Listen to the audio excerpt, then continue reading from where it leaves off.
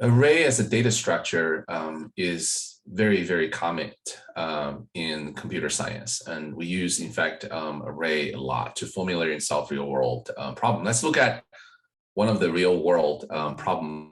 And this problem is called inversion pair, right? So motivation here is this.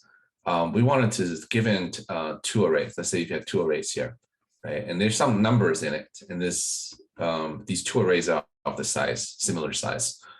And there's some number in there, 1, 2, 3, right? 4 and 4, 3, 2, 1, right? Zeros. There's a 0 here. Okay, so now we're comparing to see if, how similar or dissimilar these two arrays are from each other, right? So as a computer scientist, like what is your starting point? Let's say if you don't have just two arrays, but you have like millions of them out there, right? And every single one of them has got values inside.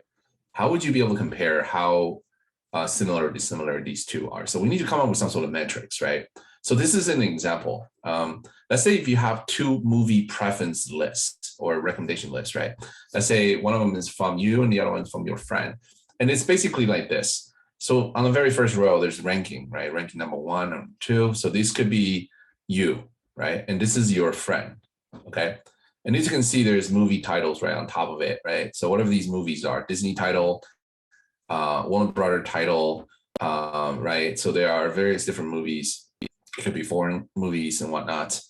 And then you have your ranking list. You're saying movie number 1 is the best, right? So you give it a 1.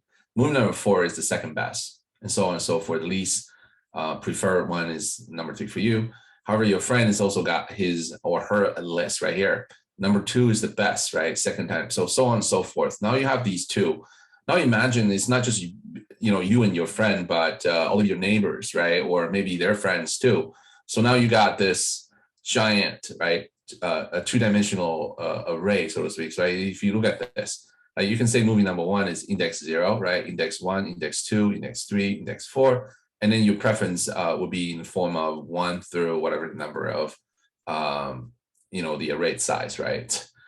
So on and so forth. Your friend is also another array, right? So you can pretty much, put this into a two-dimensional, right, array, right? So your task, right, is to see, again, some numerical assessable metrics to measure, right, the similarity or dissimilarity of the two, to calculate the score, right, how similar or dissimilar these two lists are. You can apply the same metrics, right, or approach to estimate, right, the same delta, right, amongst any, two array in general. So this is the nature of the problem. Let's look at how we actually formulate this problem. So let's just recap this, right, before we get going. The motivation here is to compute, right, the degree of dissimilarity in the two arrays. What you need to do is come up with some sort of score that measures this, right, the degree of delta between the two arrays. As a computer scientist, right, how would you be able to proceed? In fact, this is what's called collaborative filtering. It involves the data that you have from the adjacent arrays, and you do some filterings in between. In fact, this has been used in what's called recommendation engines. It is used by Amazon, but of course, they have much more involved, right? Collaborative filtering. There's a huge topic on this type of stuff. And, lots of companies like eBay, Facebook, Google, right? They have some sort of ranking system. And a lot of those ranking systems, involves calculating the degree of similarity. Now, the bottom line is we're using array. So let's look at specific mechanisms that comprises the the approach for solving this type of problem. We know the motivations now. Let's look at the approach. So if you're, let's just say, if you have one array, right? So this is initialized and this is semicolon here. This array has 6 elements, right? Array indexing starts with 0. So this is index 0, right? Index 1, index 2, 3, 4, 5, right? If you look at the numbers here, right? So this represents a movie preference list, right? The motivation here is to compute the degree of similarity or dissimilarity. So this is what we do. We count the number of inversions, and this number of inversion is defined as such. So it is defined, so this number of inversions is defined as such. The number of pairs. What pairs? A pair of out of ordered elements. So this is basically saying if I and j, right? I is less than j, where I and j are both indices, right? Inside this array, up to 5, from 0 to 5.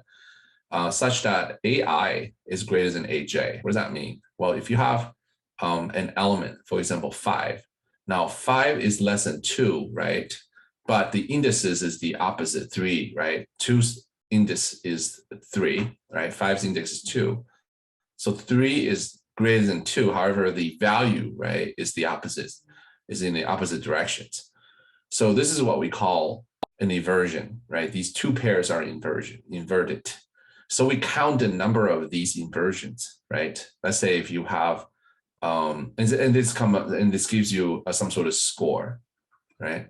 So you can see, and this score is kind of what we are talking about, the out of, right, ordered, right-ness. So basically a degree of entropy, right? If you think about this. So there is a characteristic, and this characteristic is that score, which uses number inversion. So as you can imagine, if you have a list of arrays right here, and obviously number of columns all the same. Let's say 0, 1, 2, 3, 4. There's only 5 elements inside. You can compute the score, right, for each of the arrays, right? And that score is based on the number of inversions. Let's say the first one is 3, second one is 3, the third one is 0, right? And 4, and then 5, right? Arrays that give you number 3, you can group them together as in they're somehow similar to each other. So that's basically the motivations here. And the question is, how will you be able to write code that represents this? Okay, I'm sure you can figure this out, but the next question is, what inversion pair can you find from the above, right? So what is the largest possible number of inversion that a 6-element array can have, assuming the worst case is every single one of them is out of order. You can have an array, right? The above array starting with 0, 2, 1, 2, 3, 4, 5, and the value thereof 6, 5, 4, 3, 2, 1. Remember, this is a movie preference list starting with 1, right? So these values are out of order, right? Every single one of them is out of order. So this is out of order, this is out of order, this is out of order, this is out of order, right? So what is the maximum number of inversion, right, you can have in this? Okay, so this is a food for thought for you, and you can extend this easily, right, to see. And same problem, as you can see here, there's actually 3 pairs, 3 number of inversions, and these are 3, 2, right? So you can see 3 and 2. This is 1 pair, right? The second one is 5, 2, right? 5, 2, right? And the third one is 5, 4,